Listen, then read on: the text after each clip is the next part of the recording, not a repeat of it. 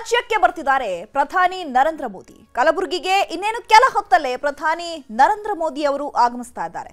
BJP ನಾಯಕರ ಜೊತೆ ಸುಮಾರು 20 ನಿಮಿಷಗಳ ಕಾಲ ಚರ್ಚೆ ಮಾಡುವಂತಹ ಸಾಧ್ಯತೆ ಕಂಡು ಬರ್ತಾ ಇದೆ. ಪ್ರಧಾನಿ ನರೇಂದ್ರ ಮೋದಿ ಅವರು ಇವತ್ತು ರಾಜ್ಯ ಪ್ರವಾಸವನ್ನ ಕೈಗೊಂಡಿದ್ದಾರೆ. ಇನ್ನೇನು ಕೆಲ ಹೊತ್ತಲ್ಲೇ ಕಲಬುರಗಿಗೆ ಆಗಮಿಸಲಿದ್ದಾರೆ ಪ್ರಧಾನಿ ನರೇಂದ್ರ ಮೋದಿ. ಬಿಜೆಪಿ ನಾಯಕರ ಜೊತೆ 20 ನಿಮಿಷಗಳ ಕಾಲ ಚರ್ಚೆ ಮಾಡುವಂತಹ ಸಾಧ್ಯತೆ ಇದೆ. ತದನಂತರ ಮಧ್ಯಾಹ್ನ ಬೆಂಗಳೂರಿಗೆ ಪ್ರಧಾನಿ ನರೇಂದ್ರ ಮೋದಿ ಆಗಮಿಸಲಿದ್ದಾರೆ. ದೇವನಹಳ್ಳಿಯಲ್ಲಿ ಬೋಯಿಂಗ್ ಘಟಕ ಉದ್ಘಾಟನೆಯನ್ನ ಸಹ ಮಾಡಲಿದ್ದಾರೆ. ಪ್ರಧಾನಿ ಆಗಮನ ಹಿನ್ನೆಲೆಯಲ್ಲಿ ಭಾರೀ ಬಿಗಿ ಭದ್ರತೆಯನ್ನ ಕೈಗೊಳ್ಳಲಾಗಿದೆ. ಪ್ರಧಾನಿಯನ್ನ ಸ್ವಾಗತಿಸಲಿದ್ದಾರೆ ಸಿಎಂ ಸಿದ್ದರಾಮಯ್ಯ. ಕಾರ್ಯಕ್ರಮ ಮುಗಿದ ಬಳಿಕ ಸಿಎಂ ಅವರಿಂದ ಬೀಳ್ಕೊಡುಗೆ ನೀಡಲಾಗುತ್ತೆ. ಬರ ಅನುದಾನಕ್ಕೆ ಮತ್ತೊಮ್ಮೆ ಮನವಿ ಮಾಡುವಂತಹ ಸಾಧ್ಯತೆಗಳು ಕೂಡ ಕಂಡು ಬರ್ತಾ ಇದೆ. ಕಲಬುರಗಿಗೆ ಇನ್ನೇನು ಕೆಲ ಹೊತ್ತಲ್ಲೇ ಪ್ರಧಾನಿ ನರೇಂದ್ರ ಮೋದಿ ಆಗಮಿಸಲಿದ್ದಾರೆ. ಸರ್ಕಾರಿ ಕಾರ್ಯಕ್ರಮ ನಿಮಿತ್ತ ರಾಜ್ಯಕ್ಕೆ ಪ್ರಧಾನಿ ನರೇಂದ್ರ ಮೋದಿ ಭೇಟಿ ಕೊಡ್ತಿದ್ದಾರೆ. ಕಲಬುರಗಿಯಲ್ಲಿ 20 ನಿಮಿಷ ನಾಯಕರ ಜೊತೆ ಚರ್ಚೆಯನ್ನು ನಡೆಸಲಿದ್ದಾರೆ. ಬೆಂಗಳೂರಿನಲ್ಲೂ ಬಿಜೆಪಿ ನಾಯಕರ ಜೊತೆ ಚರ್ಚೆ ನಡೆಸುವಂತಹ ಸಾಧ್ಯತೆ ಇದೆ. ಈಗ ಲೋಕಸಭೆ ಚುನಾವಣೆ ಹತ್ತಿರವಾಗ್ತಾ ಇದೆ. ಬಿಜೆಪಿ ನಾಯಕರು ಕೂಡ ಭರ್ಜರಿಯಾಗಿ ತಯಾರಿಯನ್ನ ಮಾಡ್ಕೊಳ್ತಿದ್ದಾರೆ. ಅದರ ಬೆನ್ನಲ್ಲೇ ಈಗ ರಾಜ್ಯ ಪ್ರವಾಸವನ್ನ ಕೈಗೊಂಡಿದ್ದಾರೆ ಪ್ರಧಾನಿ ನರೇಂದ್ರ ಮೋದಿ ಅವರು. ರಾಜ್ಯಕ್ಕೆ ಆಗಮಿಸ್ತಾ ಇರುವಂತದ್ದು ಒಂದ್ ರೀತಿಯಾಗಿ ಬಿಜೆಪಿ ನಾಯಕರಿಗೆ ಲೋಕಸಭೆ ಚುನಾವಣೆಗೆ ಪೂರಕವಾದಂತೆ ಕಾಣಿಸ್ತಾ ಇದೆ. ಯಾಕಂದ್ರೆ ಮೋದಿ ಎಲ್ಲೇ ಹೋದ್ರೂ ತಮ್ಮ ಹವಾ ಸೃಷ್ಟಿ ಮಾಡ್ತಾರೆ. ಈ ಬಾರಿಯೂ ಕೂಡ ಲೋಕಸಭೆ ಚುನಾವಣೆಗೆ ಮೋದಿ ಅಲೆ ಜಾಸ್ತಿನೇ ಇರುವಂತದ್ದು. ಅದಕ್ಕಾಗಿ ಬಿಜೆಪಿ ನಾಯಕರು ಕೂಡ ಸತತ ಪ್ಲಾನ್ ಅನ್ನ ಮಾಡ್ಕೊಳ್ತಿದ್ದಾರೆ. ಯಾವ ರೀತಿಯಾಗಿ 28 ಲೋಕಸಭಾ ಕ್ಷೇತ್ರಗಳನ್ನ ಗೆಲ್ಲಬೇಕು ಅನ್ನುವಂಥ ನಿಟ್ಟಿನಲ್ಲಿ. ಈ ಬಗ್ಗೆ ಮತ್ತಷ್ಟು ಮಾಹಿತಿಯನ್ನ ಕೊಡ್ತಾರೆ ನಮ್ಮ ಪ್ರತಿನಿಧಿ ಕೃಷ್ಣ. ನೇರ ಸಂಪರ್ಕದಲ್ಲಿ ಜಾಯಿನ್ ಆಗಿದ್ದಾರೆ ಡೆಸ್ಕ್ ಇಂದ. ಕೃಷ್ಣ, ಇವತ್ತು ರಾಜ್ಯಕ್ಕೆ ಆಗಮಿಸುತ್ತಿದ್ದಾರೆ ಪ್ರಧಾನಿ ನರೇಂದ್ರ ಮೋದಿ ಅವರು. ಇನ್ನೇನು ಲೋಕಸಭಾ ಚುನಾವಣೆ ಕೂಡ ಹತ್ತಿರ ಆಗ್ತಾ ಇರುವಂತದ್ದು. ಪ್ರಧಾನಿ ಮೋದಿ ಅವರು ರಾಜ್ಯಕ್ಕೆ ಬರ್ತಾ ಇರೋದು ಲೋಕಸಭೆ ಚುನಾವಣೆಗೆ ಎಷ್ಟು ಪೂರಕವಾಗಿದೆ? ಇವತ್ತು ಬಿಜೆಪಿ ನಾಯಕರ ಜೊತೆ ಏನೆಲ್ಲ ಚರ್ಚೆಯನ್ನ ಮಾಡುವಂತಹ ಸಾಧ್ಯತೆಗಳು ಇದೆ? ಹಾಗೆ ಇವತ್ತು ಸಿಎಂ ಕೂಡ ಅವರನ್ನ ಸ್ವಾಗತ ಮಾಡ್ಕೊಳ್ತಾ ಇರೋದ್ರಿಂದ ಬರ ಪರಿಹಾರದ ಬಗ್ಗೆ ಏನಾದರೂ ಮಾತುಕತೆ ನಡೆಸುವಂತಹ ಸಾಧ್ಯತೆ ಇದೆಯಾ? ಒಂದಷ್ಟು ನಿರೀಕ್ಷೆಗಳಿದ್ದಾವೆ ಚೈತ್ರ. ಪ್ರಮುಖವಾಗಿ ಈಗಾಗಲೇ ಮುಖ್ಯಮಂತ್ರಿ ಸಿದ್ದರಾಮಯ್ಯ ಅವರು ನೇರವಾಗಿ ಕೇಂದ್ರ ಸರ್ಕಾರದ ವಿರುದ್ಧವಾಗಿ ಆಕ್ರೋಶವನ್ನು ಕೂಡ ವ್ಯಕ್ತಪಡಿಸ್ತಾ ಇದ್ದಾರೆ. ಅದ್ರ ಜೊತೆಗೆ ನರೇಂದ್ರ ಮೋದಿ ಅವರನ್ನೇ ಖುದ್ದು ಟೀಕೆ ಮಾಡುವಂಥ ಒಂದು ಕೆಲಸವನ್ನು ಕೂಡ ಮಾಡ್ತಾ ಇದ್ದಾರೆ. ಇವತ್ತು ನರೇಂದ್ರ ಮೋದಿ ಅವರು ರಾಜ್ಯಕ್ಕೆ ಬರ್ತಾ ಇದ್ದಾರೆ. ಇಂಥ ಸಂದರ್ಭದಲ್ಲಿ ಎಲ್ಲೋ ಒಂದು ಕಡೆಗೆ ಅವರಿಗೆ ಬರ ಅನುದಾನ ಸಂಬಂಧಪಟ್ಟಂತೆ ಒಂದು ಮನವಿಯನ್ನು ಮಾಡಿಕೊಳ್ಳುವಂಥ ನಿಟ್ಟಿನಲ್ಲಿ ಕೂಡ ಮುಖ್ಯಮಂತ್ರಿಗಳು ಮುಂದಾಗುವಂಥ ಸಾಧ್ಯತೆ ಕೂಡ ಇರುವಂಥದ್ದು. ಅದ್ರ ಜೊತೆಗೆ ಈಗಾಗಲೇ ಲೋಕಸಭಾ ಚುನಾವಣೆಯ ದೃಷ್ಟಿಯಿಂದಾಗಿ ಬಿಜೆಪಿಯಲ್ಲಿ ಈಗಾಗಲೇ ಎಲ್ಲ ಸಿದ್ಧತೆಯನ್ನು ಮಾಡ್ಕೊಳ್ತಾ ಇದೆ.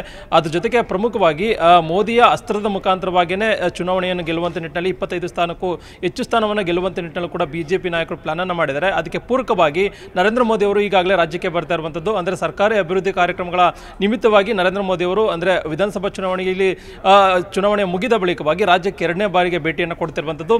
ಇದು ಅಭಿವೃದ್ಧಿ ಕಾರ್ಯಕ್ರಮದ ಮುಖಾಂತರವಾಗಿ ಪ್ರವಾಸವನ್ನು ಶುರು ಮಾಡೋದ್ರ ಮುಖಾಂತರವಾಗಿ ಇಡೀ ರಾಜ್ಯಾದ್ಯಂತ ಓಡಾಟ ಮಾಡಿ ದೊಡ್ಡ ಮಟ್ಟದಲ್ಲಿ ಅಂದರೆ ಬಿಜೆಪಿಗೆ ದೊಡ್ಡ ಮಟ್ಟದಲ್ಲಿ ಒಂದು ರೀತಿ ಅಲೆಯನ್ನು ಎಬ್ಬಿಸೋದ್ರ ಮುಖಾಂತರವಾಗಿ ನರೇಂದ್ರ ಮೋದಿ ಅವರ ಶಕ್ತಿಯಲ್ಲೇ ಚುನಾವಣೆಯನ್ನು ಗೆಲ್ಲುವಂಥ ನಿಟ್ಟಿನಲ್ಲೂ ಕೂಡ ಈಗಾಗಲೇ ಪ್ಲಾನ್ ಅನ್ನು ಮಾಡಿರುವಂಥದ್ದು. ಆ ಕಾರಣಕ್ಕೋಸ್ಕರವಾಗಿ ನರೇಂದ್ರ ಮೋದಿ ಅವರು ಇವತ್ತು ರಾಜ್ಯಕ್ಕೆ ಬರ್ತಾ ಇರುವಂಥದ್ದು. ಇನ್ನು ಬರುವಂಥ ದಿನಗಳಲ್ಲೂ ಕೂಡ ವಾರಕ್ಕೆ 15 ದಿನಕ್ಕೆ ಒಂದು ಬಾರಿ ಅಂತೆ ತಿಂಗಳಿಗೆ 2-3 ಬಾರಿ ರಾಜ್ಯಕ್ಕೆ ಭೇಟಿ ಕೊಡೋದ್ರ ಮುಖಾಂತರವಾಗಿ ಎಲ್ಲ 28 ಲೋಕಸಭಾ ಕ್ಷೇತ್ರಗಳಲ್ಲೂ ಪ್ರವಾಸವನ್ನು ಮಾಡೋದ್ರ ಮುಖಾಂತರವಾಗಿ ಒಂದು ರೀತಿ ಬಿಜೆಪಿಗೆ ದೊಡ್ಡ ಮಟ್ಟದಲ್ಲಿ ಶಕ್ತಿಯನ್ನು ತುಂಬುವಂಥದ್ದು. ಆ ಮುಖಾಂತರವಾಗಿ ಒಂದು ರೀತಿ 25ಕ್ಕೂ ಹೆಚ್ಚು ಸ್ಥಾನವನ್ನು ಗೆಲ್ಲುವಂಥ ನಿಟ್ಟಿನಲ್ಲಿ ನರೇಂದ್ರ ಮೋದಿ ಅವರು ಕೂಡ ಮುಂದಾಗಿರುವಂಥದ್ದು. ಈಗಾಗಲೇ ರಾಜ್ಯ ಬಿಜೆಪಿ ನಾಯಕರು ಕೂಡ ನರೇಂದ್ರ ಮೋದಿ ಅವರ ಶಕ್ತಿಯಿಂದಲೇ ಗೆಲ್ಲುವಂಥ ನಿಟ್ಟಿನಲ್ಲಿ ಕೂಡ ಒಂದಷ್ಟು ಪ್ಲಾನ್ ಅನ್ನು ಮಾಡಿದ್ದಾರೆ.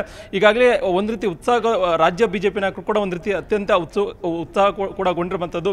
ಈಗಾಗಲೇ ರಾಜ್ಯ ಬಿಜೆಪಿಯಲ್ಲಿ ನಾಯಕತ್ವ ಕೂಡ ಇಲ್ಲ. ಇಂಥ ಸಂದರ್ಭದಲ್ಲಿ ನರೇಂದ್ರ ಮೋದಿ ಅವರು ಬಂದರೆ ಒಂದು ರೀತಿ ಶಕ್ತಿ ಆಗುತ್ತೆ ಅನ್ನೋ ಒಂದು ಕಾರಣಕ್ಕೋಸ್ಕರವಾಗಿ ಒಂದಷ್ಟು ಪೂರಕವಾಗಿ ನರೇಂದ್ರ ಮೋದಿ ಅವರ ದೊಡ್ಡ ಮಟ್ಟದಲ್ಲಿ ಒಂದು ರೀತಿ ಅವರ ಬಿಡುಗಡೆಯನ್ನು ಎಬ್ಬಿಸುವಂಥ ನಿಟ್ಟಿನಲ್ಲಿ ಕೂಡ ದೊಡ್ಡ ಮಟ್ಟದಲ್ಲಿ ಸಜ್ಜನ್ನು ಮಾಡ್ಕೊಂಡಿರುವಂಥದ್ದು. ಅದ್ರ ಜೊತೆಗೆ ಇವತ್ತು ಕಲಬುರಗಿಗೆ ಭೇಟಿ ಕೊಟ್ಟಂಥ ಸಂದರ್ಭದಲ್ಲಿ ಅಲ್ಲಿರ್ತಕ್ಕಂಥ ರಾಜ್ಯ ಬಿಜೆಪಿ ನಾಯಕರ ಜೊತೆ ಚರ್ಚೆಯನ್ನು ಮಾಡೋದ್ರ ಮುಖಾಂತರವಾಗಿ ಅಲ್ಲಿ ಏನು ಈಗಾಗಲೇ ಮಲ್ಲಿಕಾರ್ಜುನ್ ಖರ್ಗೆ ಅವರು ಸ್ಪರ್ಧೆ ಮಾಡ್ತಾರೆ ಅನ್ನೋದ್ರ ಬಗ್ಗೆ ಕೂಡ ಹೇಳಲಾಗ್ತಾ ಇದೆ.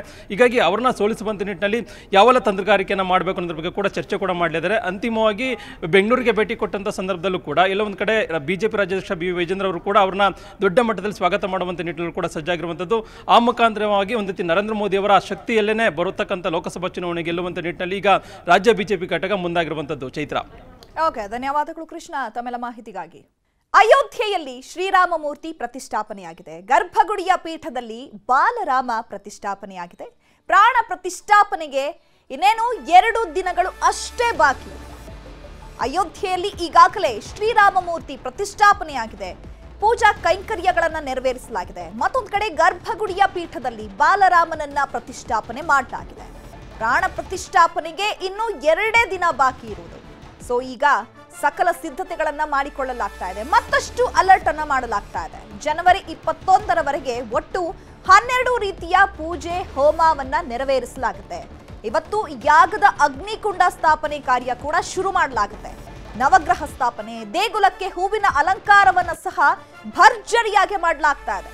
ದೇಗುಲ ಅಲಂಕಾರಕ್ಕೆ 40 ಟನ್ಗೂ ಅಧಿಕ ಹೂವನ್ನ ಬಳಕೆ ಮಾಡಿಕೊಳ್ಳಲಾಗ್ತಾ ಇದೆ. ಜನವರಿ 22ರ ಮಧ್ಯಾಹ್ನ 12:20ಕ್ಕೆ ಶ್ರೀರಾಮನ ಪ್ರಾಣ ಪ್ರತಿಷ್ಠಾಪನೆ ಆಗಲಿದೆ. ದೇಶಾದ್ಯಂತ ಮನೆ ಮಾಡಿದೆ ಅಯೋಧ್ಯೆ ಹಬ್ಬದ ಸಂಭ್ರಮ. ಪೊಲೀಸರು ಕೂಡ ಮತ್ತಷ್ಟು ಹೈ ಅಲರ್ಟ್ ಅನ್ನ ಘೋಷಣೆ ಮಾಡಿದ್ದಾರೆ. ಮತ್ತೊಂದು ಕಡೆ ಶ್ರೀರಾಮ ಮೂರ್ತಿಯ ಪ್ರಾಣ ಪ್ರತಿಷ್ಠಾಪನೆಗೆ ಸಿದ್ಧತೆಗಳು ಕೂಡ ಭರದಿಂದ ಸಾಗಿದೆ. ಭದ್ರತೆಯ ಉಕ್ಕಿನ ಕೋಟೆಯಲ್ಲಿ ಅಯೋಧ್ಯೆ ನಗರ. ಇವತ್ತಿನಿಂದ ದೇಗುಲ ಆವರಣದಲ್ಲಿ ಭಾರೀ ಅಲರ್ಟ್. ಇವತ್ತಿನಿಂದ ಸಾರ್ವಜನಿಕರ ಪ್ರವೇಶಕ್ಕೆ ಅವಕಾಶವನ್ನ ನಿರ್ಬಂಧಿಸಲಾಗಿದೆ. ಸಾರ್ವಜನಿಕರಿಗೆ ಇವತ್ತಿನಿಂದ ಪ್ರವೇಶವನ್ನ ನಿಷಿದ್ಧ ಮಾಡಲಾಗಿದೆ. ಪೊಲೀಸರು ಅಧಿಕಾರಿಗಳು ಮತ್ತಷ್ಟು ಅಲರ್ಟ್ ಆಗಿದ್ದಾರೆ. ಇವತ್ತಿನಿಂದ ದೇಗುಲದ ಆವರಣದಲ್ಲಿ ಭಾರೀ ಅಲರ್ಟ್ ಅನ್ನ ಮಾಡಲಾಗ್ತಾ ಇದೆ. ಲತಾ ಮಂಗೇಶ್ಕರ್ ಚೌಕ್ನಲ್ಲಿ ATS ಕಮಾಂಡೋಗಳನ್ನ ನಿಯೋಜನೆ ಮಾಡಲಾಗಿದೆ. ರೈಲು, ಬಸ್, ವಿಮಾನ ನಿಲ್ದಾಣಗಳಲ್ಲಿ ಭಾರೀ ಅಲರ್ಟ್ ಅನ್ನ ಮಾಡಲಾಗಿದೆ. ದೇಶ ವಿದೇಶಗಳಿಂದ ಆಗಮಿಸುತ್ತಿರುವಂತಹ ಗಣ್ಯಾತಿ ಗಣ್ಯರು ಕೂಡ. ಸೊ ಹಾಗಾಗಿ ಸಾರ್ವಜನಿಕರಿಗೆ ದೇಗುಲದ ಆವರಣಕ್ಕೆ ನಿಷೇಧವನ್ನ ಹೇರಲಾಗಿದೆ. 10,000ಕ್ಕೂ ಅಧಿಕ CCTVಗಳನ್ನ ಅಳವಡಿಸಲಾಗಿದೆ. ಡ್ರೋನ್ ಕಣ್ಗಾವಲಿನಲ್ಲಿ ಎಲ್ಲವನ್ನ ಪೊಲೀಸ್ ಹದ್ದಿನ ಕಣ್ಣಿಟ್ಟಿದ್ದಾರೆ. ಮೂಲೆ ಮೂಲೆಗಳಲ್ಲೂ ಪೊಲೀಸರನ್ನ ನಿಯೋಜನೆ ಮಾಡಲಾಗಿದೆ. ಉತ್ತರ ಪ್ರದೇಶ ಸರ್ಕಾರದಿಂದ ಭಾರೀ ಭದ್ರತೆಯನ್ನ ನೀಡಲಾಗಿದೆ. ಈ ಬಗ್ಗೆ ಮತ್ತಷ್ಟು ಮಾಹಿತಿಯನ್ನು ಕೊಡ್ತಾರೆ ನನ್ನ ಕಲೀಗ್ ಪೃಥ್ವಿರಾಜ್. ಅಯೋಧ್ಯೆಯಿಂದ ನೇರ ಸಂಪರ್ಕದಲ್ಲಿ ಜಾಯ್ನ್ ಆಗಿದ್ದಾರೆ. ಗುಡ್ ಮಾರ್ನಿಂಗ್ ಪೃಥ್ವಿರಾಜ್, ಇನ್ನೇನು 2 ದಿನ ಅಷ್ಟೇ ಬಾಕಿ ಇರೋದು ಶ್ರೀರಾಮಮೂರ್ತಿ ಪ್ರಾಣ ಪ್ರತಿಷ್ಠಾಪನೆಗೆ. ಸೊ ಇವತ್ತಿನಿಂದ ಮತ್ತಷ್ಟು ಹೈ ಅಲರ್ಟ್ ಅನ್ನ ತಗೊಂಡಿದ್ದಾರೆ ಅಧಿಕಾರಿಗಳು. ಹಾಗೆ ದೇಗುಲದ ಆವರಣಕ್ಕೆ ಸಾರ್ವಜನಿಕರನ್ನ ನಿಷೇಧ ಮಾಡಲಾಗಿದೆ. ಸೊ ಈಗ ಮತ್ತೊಂದು ಕಡೆ ಪೂಜೆಗೆ ಯಾವ ರೀತಿಯಾದಂತಹ ಸಿದ್ಧತೆಗಳು ನಡೀತಾ ಇದೆ, ಹಾಗೆ ಏನೆಲ್ಲ ಅಪ್ಡೇಟ್ ಸಿಗ್ತಾ ಇದೆ? Good morning Chaitra. ನಾವಿವಾಗ ಈಗ ಆಲ್ರೆಡಿ ಜನವರಿ 22ನೇ ತಾರೀಕು ಪ್ರಾಣ ಪ್ರತಿಷ್ಠಾಪನೆಗೋಸ್ಕರ ಒಂದು ದೊಡ್ಡ ಮಟ್ಟದಲ್ಲಿ ಸಿದ್ಧತೆ ಆಗ್ತಾ ಇರೋದು. ಈಗ ಆಲ್ರೆಡಿ ಬಾಲರಾಮನನ್ನ ಕೂಡ ಗರ್ಭಗುಡಿಯ ಒಳಗಡೆ ಕೂರಿಸಲಾಗಿದೆ, ಪ್ರತಿಷ್ಠಾಪನೆ ಮಾಡಲಾಗಿದೆ. ಪ್ರಾಣ ಪ್ರತಿಷ್ಠಾಪನೆಗೋಸ್ಕರ ಅಲ್ಲೂ ಕೂಡ ಈಗ ಆಲ್ರೆಡಿ ಸಾಕಷ್ಟು ಯಜ್ಞಗಳನ್ನ ಮಾಡಲಾಗ್ತಾ ಇದೆ, ಪೂಜೆ ಪುನಸ್ಕಾರಗಳನ್ನ ಮಾಡಲಾಗ್ತಾ ಇರುವಂತದ್ದು. ಅದಕ್ಕೆಲ್ಲದಕ್ಕೂ ಕೂಡ ವ್ಯವಸ್ಥೆಯನ್ನ ಮಾಡಿಕೊಳ್ಳಲಾಗಿದೆ. ಹಾಗೆ ಜನವರಿ 22ನೇ ತಾರೀಕಿನ ಸಂದರ್ಭದಲ್ಲಿ ಪ್ರಮುಖವಾಗಿ ನರೇಂದ್ರ ಮೋದಿ ಆಗಿರ್ಬೋದು, ಉತ್ತರ ಪ್ರದೇಶ ಸಿಎಂ ಆಗಿರುವಂತಹ ಯೋಗಿ ಆದಿತ್ಯನಾಥ್ ಆಗಿರ್ಬೋದು, ಉತ್ತರ ಪ್ರದೇಶದ ರಾಜ್ಯಪಾಲರಾಗಿರುವಂತಹ ಆನಂದಿಬೆನ್ ಪಟೇಲ್ ಅವರು, RSS ಮುಖ್ಯಸ್ಥರಾಗಿರುವಂತಹ ಮೋಹನ್ ಭಾಗವತ್ ಅವರು, ಹಾಗೆ ರಾಮ ಜನ್ಮ ಭೂಮಿ ಟ್ರಸ್ಟ್ ನ ಮುಖ್ಯಸ್ಥರಾಗಿರುವಂತಹ ಗೋಪಾಲ್ ದಾಸ್ ಆಚಾರ್ಯ ಅವರು, ಇವರೆಲ್ಲರೂ ಪ್ರಮುಖವಾಗಿ 5 ಜನ ಇರ್ತಾರೆ. 120 ಅರ್ಚಕರಿಂದ ವಿಶೇಷವಾದಂತಹ ಪೂಜೆ ಪುನಸ್ಕಾರವನ್ನ ಮಾಡಲಾಗುತ್ತೆ, ಪ್ರಾಣ ಪ್ರತಿಷ್ಠಾಪನೆಯನ್ನ ಮಾಡಲಾಗುತ್ತೆ. ಈಗ ಆಲ್ರೆಡಿ ರಾಮಲಲ್ಲನ ಮೂರ್ತಿಯ ಒಂದು ಫೋಟೋ ವೈರಲ್ ಆಗ್ತಾ ಇರುವಂತದನ್ನ ಗಮನಿಸ್ತಾ ಇದೀವಿ. ಕಣ್ಣಿಗೆ ಪಟ್ಟಿಯನ್ನ ಕಟ್ಟಲಾಗಿದೆ, ಹಾಗೆ ಶ್ವೇತ ವಸ್ತ್ರದಲ್ಲಿ ಅರ್ಧ ಮುಚ್ಚಲಾಗಿರುವಂತದ್ದು. ಇದು ದೊಡ್ಡ ಮಟ್ಟದಲ್ಲಿ ವೈರಲ್ ಆಗ್ತದೆ. ಅರುಣ್ ಯೋಗಿರಾಜ್ ಅವರು ಕೆತ್ತಿರುವಂತಹ ಒಂದು ವಿಗ್ರಹವನ್ನ ನೋಡ್ಲಿಕ್ಕೆ ನಾವು 22ನೇ ತಾರೀಕಿನವರೆಗೂ ಕಾಯಲೇಬೇಕು. ಸೊ ಹೀಗಾಗಿ ಗರ್ಭಗುಡಿಯ ಒಳಗಡೆನೂ ಕೂಡ ದೊಡ್ಡ ಮಟ್ಟದಲ್ಲಿ ಭದ್ರತೆಯನ್ನ ಕೊಡ್ಲಾಗಿರುವಂತದ್ದು. ಯಾರಾದ್ರೂ ಆ ಒಂದು ಸೆಕ್ಯೂರಿಟಿಯನ್ನ ಬ್ರೀಚ್ ಮಾಡಿಬಿಟ್ಟು ಏನಾದ್ರೂ ಫೋಟೋ ತೆಗೆದು ಬಿಟ್ಟಾರು ಅನ್ನುವ ಕಾರಣಕ್ಕೋಸ್ಕರ ಅಲ್ಲೂ ಕೂಡ ಹೆಚ್ಚಿನ ಭದ್ರತೆಯನ್ನ ನೀಡಲಾಗಿದೆ. ಇನ್ನ ಅಂದ್ರೆ ಆ ರಾಮ ಮಂದಿರದ ಹೊರಭಾಗದಲ್ಲಿ ಇರುವಂತಹ ಅಯೋಧ್ಯೆಯ ಒಂದು ಕಂಪ್ಲೀಟ್ ಆಗಿ ಸಿಟಿಯಲ್ಲಿ ಯಾವ ರೀತಿಯಾಗಿ ಭದ್ರತೆ ಇದೆ ಅನ್ನುವಂಥದ್ದನ್ನ ಫಸ್ಟ್ ನಾನು ಎಂಟ್ರಿಯಿಂದ ಹೇಳ್ತಾ ಹೋಗ್ತೀನಿ, ಹೇಗಿದೆ ಅನ್ನುವಂಥದ್ದನ್ನ ಗಮನಿಸ್ತಾ ಹೋಗ್ಬೋದು. ಇದು ಧರ್ಮಪತಿ ಎಂಟ್ರಿ. ಇವತ್ತಿನಿಂದ ಸಾಕಷ್ಟು ಕಟ್ಟೆಚ್ಚರವನ್ನು ವಹಿಸಲಾಗಿದೆ. ಇನ್ನೂ ಹೆಚ್ಚಿನ ಪೊಲೀಸರನ್ನ ಇಲ್ಲಿ ತಂದು ಡೆಪ್ಲಾಯ್ ಮಾಡುವಂತ ಕೆಲಸವನ್ನ ಮಾಡಲಾಗ್ತದೆ. ನಿಮಗೆ ತೋರಿಸ್ತಾ ಇದೀವಿ, ಸುಮಾರು 10,000ಕ್ಕೂ ಹೆಚ್ಚಿನ ಪೊಲೀಸರನ್ನ ಅಯೋಧ್ಯೆ ನಗರದಾದ್ಯಂತ ಡೆಪ್ಲಾಯ್ ಮಾಡಲಾಗಿದೆ. ಹಾಗೆ ATS ಅವರಿದ್ದಾರೆ, ಆಂಟಿ ಟೆರರಿಸ್ಟ್ ಸ್ಕ್ವಾಡ್ನವರಿದ್ದಾರೆ, SPG ಭದ್ರತೆ ಇದೆ, CRPF ಭದ್ರತೆ ಇರುವಂತದ್ದು. VVIPಗಳು ಇವತ್ತಿನಿಂದ ಇನ್ನೂ ಹೆಚ್ಚಿನ ಸಂಖ್ಯೆಯಲ್ಲಿ ಬರಲಿರುವಂತ ಕಾರಣಕ್ಕೋಸ್ಕರ ದೊಡ್ಡ ಮಟ್ಟದಲ್ಲಿ ಪೊಲೀಸರನ್ನ ನಿಯೋಜನೆ ಮಾಡಲಾಗ್ತದೆ. ಈ ವಿವಿಐಪಿಗಳು ಬಂದಂತ ಸಂದರ್ಭದಲ್ಲಿ ಅವರನ್ನ ನೋಡ್ಕೊಳ್ಳಿಕ್ಕೆ ಅಂತಾನೆ ಸುಮಾರು 45 ಪೊಲೀಸ್ ತಂಡಗಳು ಇದ್ದಾವೆ. ಆ 45 ಪೊಲೀಸ್ ತಂಡಗಳು ಡಿವೈಎಸ್ಪಿ ನೇತೃತ್ವದಲ್ಲಿ ರಚನೆ ಆಗಿರುವಂತದ್ದು. ಅವರ ನೇತೃತ್ವದಲ್ಲಿ ಪೊಲೀಸರನ್ನ ನಿಯೋಜನೆ ಮಾಡಲಾಗಿದೆ ಬರೀ ವಿವಿಐಪಿಗಳಿಗೆ ಅಂತ. ಇನ್ನ ಒಳಗಡೆ ನಾವು ಗಮನಿಸೋದಾದ್ರೆ ಈ ಧರ್ಮಪತ್ತಿಂದ ಎಂಟ್ರಿ ಆದಂತ ಸಂದರ್ಭದಲ್ಲಿ ಇಲ್ಲಿಂದ ಸುಮಾರು 10,000 ಸಿಸಿಟಿವಿಗಳನ್ನ ಅಳವಡಿಸಲಾಗಿರುವಂತದ್ದು. ಬಹುತೇಕ ಎಲ್ಲವೂ ಕೂಡ ಈ ಎಐ ಟೆಕ್ನಾಲಜಿ ಇರುವಂತ ಸಿಸಿಟಿವಿಗಳೇ ಆಗಿದ್ದಾವೆ. ಇನ್ನು ಒಂದ್ ಕಡೆ ನಿಮಗೆ ತೋರಿಸ್ತಾ ಇದ್ವಿ, ಈಗ ಯಾರನ್ನೂ ಕೂಡ ಒಳಗಡೆ ಬರ್ತಾ ಇಲ್ಲ, ಪ್ರತಿಯೊಬ್ಬರನ್ನು ಕೂಡ ಚೆಕ್ ಮಾಡಿ ಒಳಗಡೆ ಬಿಡ್ಲಾಗ್ತಾ ಇರುವಂತದ್ದು. 12 ಗಂಟೆಯ ನಂತರ ಇನ್ನಷ್ಟು ಸ್ಟ್ರಿಕ್ಟ್ ಆಗಲಿದೆ ಇಲ್ಲಿ ಪರಿಶೀಲನೆ ನಡೆಸುವಂತದ್ದು. ಇಲ್ಲಿವರೆಗೂ ಅಂದ್ರೆ ಈಗ ಹೋಗ್ತಾ ಇದ್ದಾರಲ್ಲ, ನೀವು ಗಮನಿಸ್ತಾ ಇದ್ರಲ್ಲ, ಇಲ್ಲಿಂದ ಸ್ವಲ್ಪ ದೂರ ಬಿಡ್ತಾರೆ. ಲತಾ ಮಂಗೇಶ್ಕರ್ ಸರ್ಕಲ್ ಇಂದ ಮಾತ್ರ ಯಾರಿಗೂ ಅವಕಾಶ ಇಲ್ಲ. ಈಗ ಆಲ್ರೆಡಿ ಮುಂಚೆನೆ ಇದರ ಬಗ್ಗೆ ಒಂದು ಮೆಸೇಜ್ ಅನ್ನ ಪಾಸ್ ಮಾಡಲಾಗಿತ್ತು. ಈಗ ಆಲ್ರೆಡಿ ಸಾಕಷ್ಟು ನಾವು ಕೂಡ ಮಾಧ್ಯಮದಲ್ಲೆಲ್ಲ ತೋರಿಸ್ತಾ ಇದ್ವಿ, 19ರ ನಂತರ ಅಯೋಧ್ಯೆಯ ಒಳಗಡೆ ಯಾರಿಗೂ ಕೂಡ ಅವಕಾಶ ಇಲ್ಲ, ನಿಷೇಧವನ್ನ ಏರಲಾಗಿದೆ ಸಾರ್ವಜನಿಕರಿಗೆ ಅನ್ನುವಂತ ನಿಟ್ಟಿನಲ್ಲಿ. ಬಿಕಾಸ್ ಈಗ ಪ್ರತಿ ದಿನನೂ ಕೂಡ ಅಂದ್ರೆ 19ನೇ ತಾರೀಕಿನಿಂದ ವಿವಿಐಪಿಗಳು ಬರಲಿರುವಂತ ಕಾರಣಕ್ಕೋಸ್ಕರ ಹೆಚ್ಚಿನ ಭದ್ರತೆ ಬೇಕಾಗುತ್ತೆ. ಇನ್ಯಾವುದೂ ಕೂಡ ಇಲ್ಲಿ ಸೆಕ್ಯೂರಿಟಿ ಬ್ರೀಚ್ ಆಗಬಾರ್ದು ಅನ್ನುವಂತ ಕಾರಣಕ್ಕೋಸ್ಕರ ಈ ಒಂದು ಹೆಚ್ಚಿನ ಭದ್ರತೆಯನ್ನ ಕೈಗೊಳ್ಳಲಾಗಿದೆ. ಅದರ ಜೊತೆಗೆ ಕಾಮಗಾರಿಗಳು ನಡೆಯುವಂತ ನಿಟ್ಟಿನಲ್ಲಿ ಸ್ವಲ್ಪ ಅಡೆತಡೆ ಆಗ್ತಾ ಇರುವಂತದ್ದು. ಬಿಕಾಸ್ ದೊಡ್ಡ ಸಂಖ್ಯೆಯಲ್ಲಿ ಭಕ್ತರು ಬರ್ತಾ ಇರುವಂತ ಕಾರಣಕ್ಕೋಸ್ಕರ ಅಲ್ಲೂ ಕೂಡ ಒಂದು ಸ್ವಲ್ಪ ಹೆಚ್ಚು ಕಮ್ಮಿ ಆಗ್ತಾ ಇರುವಂತ ಹಿನ್ನೆಲೆಯಲ್ಲಿ ಅದು ಒಂದು ಪ್ರಮುಖವಾದಂತ ಕಾರಣ ಇದೆ. ಕಾಮಗಾರಿ ಬೇಗ ಮುಗಿಬೇಕು ಅಂದ್ರೆ ಅಲ್ಲಿ ಜನನು ಕೂಡ ಓಡಾಡಬಾರ್ದು ಅನ್ನುವಂತ ಕಾರಣಕ್ಕೋಸ್ಕರ ಅಲ್ಲಿ ಸೆಕ್ಯೂರಿಟಿ ಅಂದ್ರೆ ಸಾರ್ವಜನಿಕರ ಒಂದು ಪ್ರವೇಶಕ್ಕೆ ನಿಷೇಧವನ್ನ ಏರಲಾಗಿರುವಂತದ್ದು. ಇನ್ನೊಂದ್ ಕಡೆ ನಿಮ್ಗೆ ತೋರಿಸ್ತಾ ಇದೀವಿ, ಈ ರೋಡ್ಗಳಲ್ಲಿ ಗಮನಿಸಬಹುದು, ಈ ರೋಡ್ಗಳಲ್ಲಿ ಅಂದ್ರೆ ಇದನ್ನ ಅಂದ್ರೆ ಇನ್ಫಾರ್ಮೇಶನ್ ಕೊಡುವಂತ ಕೆಲಸವನ್ನ ಮಾಡಲಾಗ್ತದೆ. ನಿಮ್ಗೆ ತೋರಿಸ್ತಾ ಇದ್ವಿ ಧರ್ಮಪತ್ ಅಂತ ಈ ರೋಡು, ಅದ್ರ ಬಗ್ಗೆ ಇನ್ಫಾರ್ಮೇಶನ್ ಕೊಡುವಂತ ಕೆಲಸ. ಟೋಟಲ್ ಆಗಿ 22 ಲ್ಯಾಂಗ್ವೇಜ್ಗಳಲ್ಲಿ ಈ ಬೋರ್ಡ್ಗಳಲ್ಲಿ ಆಯಾಯ ಲ್ಯಾಂಗ್ವೇಜ್ಗೆ ಸಂಬಂಧಪಟ್ಟಂತೆ ಅಂದ್ರೆ ಬರೆಯಲಾಗಿರುವಂತದ್ದು. ಇದು ಯಾವ ರೋಡು, ಏನು ಎತ್ತ ಅನ್ನುವಂಥದ್ರ ಬಗ್ಗೆ ಇನ್ಫಾರ್ಮೇಶನ್ ಕೊಡುವಂತ ಕೆಲಸವನ್ನ ಮಾಡಲಾಗಿದೆ. ಬಿಕಾಸ್ ಜಸ್ಟ್ ಒಂದು 5 ಲ್ಯಾಂಗ್ವೇಜ್ಗಳಲ್ಲಿ ಮಾತ್ರ ಒಂದು ಇನ್ಫಾರ್ಮೇಶನ್ ಕೊಡುವಂತ ಕೆಲಸವನ್ನ ಮಾಡ್ತಾ ಇದೆ ಉತ್ತರ ಪ್ರದೇಶ ಸರ್ಕಾರ ಅಂತ ಬರ್ತಿದ್ದ ಹಾಗೆ ಸಾಕಷ್ಟು ಆಕ್ರೋಶ ವ್ಯಕ್ತವಾಗಿತ್ತು. ಸೊ ಹೀಗಾಗಿನೇ ನಂತರ ಆ ಒಂದು ನಿರ್ಧಾರದಲ್ಲಿ ಬದಲಾವಣೆ ಮಾಡಿಕೊಂಡು ಟೋಟಲ್ ಆಗಿ 22 ಲ್ಯಾಂಗ್ವೇಜ್ಗಳಲ್ಲಿ ಒಂದು ಮಾಹಿತಿಯನ್ನ ಕೊಡುವಂತ ಕೆಲಸವನ್ನ ಉತ್ತರ ಪ್ರದೇಶ ಮಾಡುವಂತ ನಿಟ್ಟಿನಲ್ಲಿ ನಿರ್ಧಾರವನ್ನ ಕೈಗೊಳ್ಳಲಾಯಿತು. ಈಗ ನೆಕ್ಸ್ಟ್ ಬೋರ್ಡ್ ಅಲ್ಲಿ ನಾವು ಬಂದು ತೋರಿಸ್ತಾ ಇದ್ವಿ, ಧರ್ಮಪಥ ಅಂತ ಕನ್ನಡದಲ್ಲೂ ಕೂಡ ಬರೆಯಲಾಗಿರುವಂತದನ್ನ ಗಮನಿಸಬಹುದು. ಮತ್ತು ಒಂದ್ ಕಡೆ ಈ ಅಕ್ಕಪಕ್ಕದ ರೋಡಿನ ಇಕ್ಕೆಲಗಳಲ್ಲೂ ಕೂಡ ಫುಟ್ಪಾತ್ ವ್ಯವಸ್ಥೆನೂ ಕೂಡ ಅಷ್ಟೇ ತುಂಬಾ ಅಚ್ಚುಕಟ್ಟಾಗಿ ಮಾಡಲಾಗಿರುವಂತದ್ದು. ಆ ಬ್ಯಾನರ್ ಮತ್ತೆ ಬಂಟಿಂಗ್ಸ್ ಗಳು ಯಾವ ರೀತಿಯಾಗಿದೆ ಅನ್ನುವಂಥದ್ದನ್ನ ಕೂಡ ನಿಮ್ಗೆ ತೋರಿಸ್ತಾ ಇದೀವಿ. ಆ ಬ್ಯಾನರ್ ಗಳನ್ನು ಕೂಡ ವಿಶೇಷವಾಗಿ ರಚನೆ ಮಾಡಲಾಗಿರುವಂತದ್ದು. ಅದು ಪ್ರಮುಖವಾಗಿ ಈ ರೋಡಿನ ಉದ್ದಕ್ಕೂ ಕೂಡ ಬ್ಯಾನರ್ಗಳು ಸಿಗ್ತವೆ. ಆದ್ರೆ ಆ ಬ್ಯಾನರ್ಗಳಲ್ಲಿ ನರೇಂದ್ರ ಮೋದಿ ಅವರು ಬಿಟ್ರೆ ಉತ್ತರ ಪ್ರದೇಶದ ಸಿಎಂ ಆಗಿರುವಂತ ಯೋಗಿ ಆದಿತ್ಯನಾಥ್ ಈ ಇಬ್ಬರನ್ನ ಹೊರತುಪಡಿಸಿ ಇನ್ಯಾರ ಬ್ಯಾನರ್ಗಳು ಕೂಡ ಇಲ್ಲ. ಆ ರೀತಿಯಾಗಿ ಅಂದ್ರೆ ಇಲ್ಲಿ ಬ್ಯಾನರ್ ಗಳನ್ನ ಅಳವಡಿಸಲಾಗಿರುವಂತದ್ದು. ಬಿಕಾಸ್ ಈ ರೀತಿಯಾಗಿ ಸಭೆ ಸಮಾರಂಭ ಅಂತ ಬಂದಂತ ಸಂದರ್ಭದಲ್ಲಿ ಯಾವ್ಯಾವ ರಾಜಕಾರಣಿಗಳು ಯಾವ ರೀತಿಯಾಗಿ ತಮ್ಮನ್ನ ತಾವು ಬಿಂಬಿಸ್ಕೊಳ್ಳೋದ್ರ ಜೊತೆಗೆ ದೊಡ್ಡ ಮಟ್ಟದಲ್ಲಿ ಬ್ಯಾನರ್ ಗಳನ್ನ ಅಳವಡಿಸಿರ್ತಾರೆ ಅನ್ನುವಂಥದ್ದು ನಿಮಗೂ ಕೂಡ ಗೊತ್ತಿರುತ್ತೆ. ಸೊ ಹೀಗಾಗಿ ಈ ಒಂದು ಅಯೋಧ್ಯೆಯಲ್ಲಿ ಆ ಸೌಂದರ್ಯನೂ ಕೂಡ ಹಾಳಾಗಬಾರ್ದು, ಬೇಕಾಬಿಟ್ಟಿಯಾಗಿ ಬ್ಯಾನರ್ ಗಳನ್ನ ಅಳವಡಿಸಬಾರ್ದು ಅನ್ನುವಂತ ನಿಟ್ಟಿನಲ್ಲೂ ಕೂಡ ಈಗಾಗಲೇ ಸ್ಟ್ರಿಕ್ಟ್ ರೂಲ್ಸ್ ಇರುವಂತದ್ದು. ಸೊ ಹೀಗಾಗಿ ಬರೀ ನರೇಂದ್ರ ಮೋದಿ ಅವರು ಮತ್ತೆ ಉತ್ತರ ಪ್ರದೇಶದ ಸಿಎಂ ಆಗಿರುವಂತ ಯೋಗಿ ಆದಿತ್ಯನಾಥ್ ಅವರ ಬ್ಯಾನರ್ಗಳು ಮಾತ್ರ ಇದೆ. ಅದು ನೀಟಾಗಿ ಅಳವಡಿಸಲಾಗಿದೆ, ಬೇಕಾಬಿಟ್ಟಿಯಾಗಿ ಹೇಗೆ ಬೇಕು ಹಾಗೆ ಅಳವಡಿಸಿಲ್ಲ. ದೊಡ್ಡ ದೊಡ್ಡ ಬ್ಯಾನರ್ ಗಳನ್ನ ಕೂಡ ಅಳವಡಿಸಿಲ್ಲ, ಒಂದು ಲೆವೆಲ್ ಅಲ್ಲಿ ಅಳವಡಿಸಲಾಗಿರುವಂತದ್ದು ಅಷ್ಟೇ. ಅದನ್ನ 6ರಿಂದ 6x15 ಅಡಿ ಒಂದು ಬ್ಯಾನರ್ ಗಳನ್ನ ಮಾಡಿಬಿಟ್ಟು ಅಳವಡಿಸಲಾಗಿದೆ. ಹಾಗೆ ಪ್ರತಿಯೊಂದು ಗೋಡೆಯ ಮೇಲೂ ಕೂಡ ರಾಮಾಯಣದ ಕೆಲವೊಂದು ಸನ್ನಿವೇಶಗಳನ್ನ ಸೃಷ್ಟಿ ಮಾಡುವಂತ ಕೆಲಸವನ್ನ ಮಾಡಲಾಗಿದೆ. ಅದನ್ನು ಕೂಡ ನಿಮ್ಗೆ ತೋರಿಸ್ತಾ ಇದ್ವಿ. ಮತ್ತೊಂದ್ ಕಡೆ ನಿರಂತರವಾಗಿ ಬೆಳಗ್ಗೆಯಿಂದ ಸಂಜೆವರೆಗೂ ಕೂಡ ಕಾಮಗಾರಿ ನಡೆಯುವಂತ ಹಿನ್ನೆಲೆಯಲ್ಲಿ ಧೂಳಾಗುತ್ತಲ್ಲ, ಸೊ ಹೀಗಾಗಿ ಅದನ್ನ ಕ್ಲೀನ್ ಮಾಡುವಂತ ಕೆಲಸವನ್ನ ಕೂಡ ಮಾಡಲಾಗ್ತದೆ. ಸಾವಿರಾರು ಸಂಖ್ಯೆಯಲ್ಲಿ ಕಾರ್ಮಿಕರು ಪ್ರತಿನಿತ್ಯನೂ ಕೂಡ ಇದನ್ನೇ ಮಾಡ್ತಾ ಇದ್ದಾರೆ. ಬಿಕಾಸ್ ಉತ್ತರ ಪ್ರದೇಶ ಸರ್ಕಾರಕ್ಕೆ ಇದು ಐತಿಹಾಸಿಕ ಕ್ಷಣ.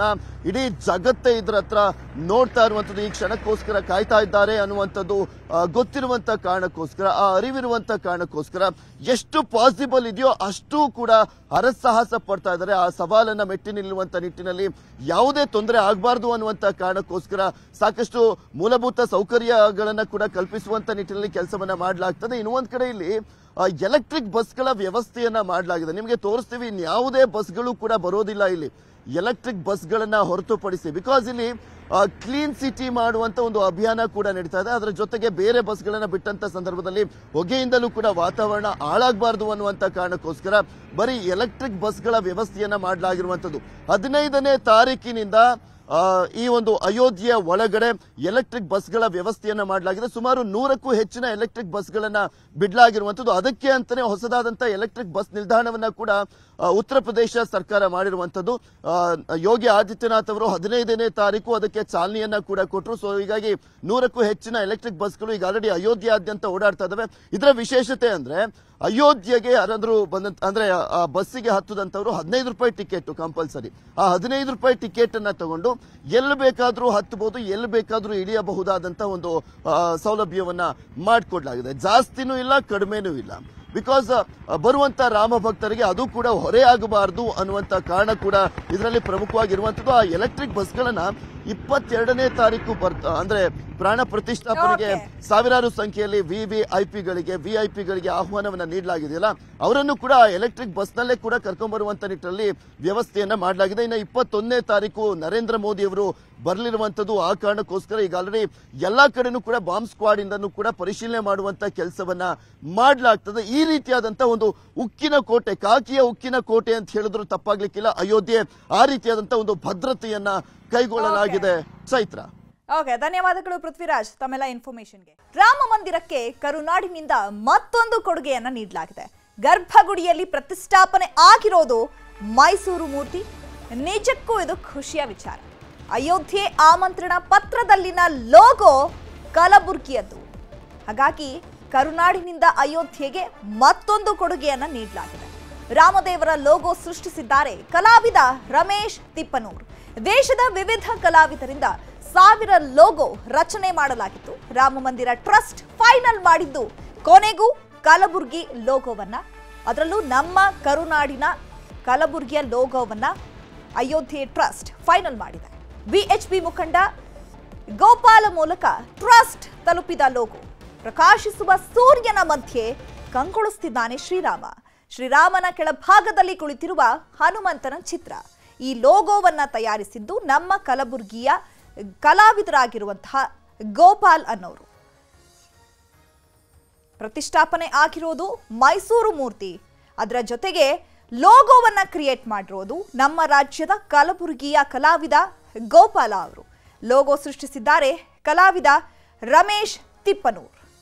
ಟ್ರಸ್ಟ್ ಫೈನಲ್ ಮಾಡಿದ್ದು ಕಲಬುರ್ಗಿ ಲೋಗೋವನ್ನ.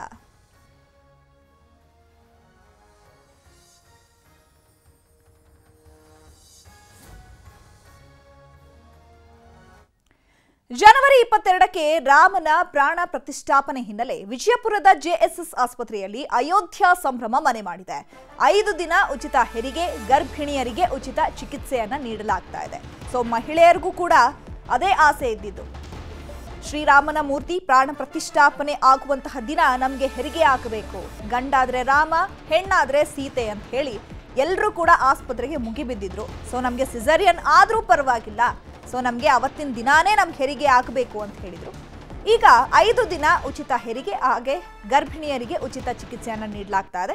ಜನವರಿ 22ರವರೆಗೆ ಗರ್ಭಿಣಿಯರಿಗೆ ಉಚಿತ ಚಿಕಿತ್ಸೆಯನ್ನು ನೀಡಲಾಗ್ತಾ ಇದೆ. ಎಲ್ಲ ಮಾದರಿಯ ಸ್ಕ್ಯಾನಿಂಗ್, ಹೆರಿಗೆ ಫ್ರೀ ಇರುತ್ತೆ.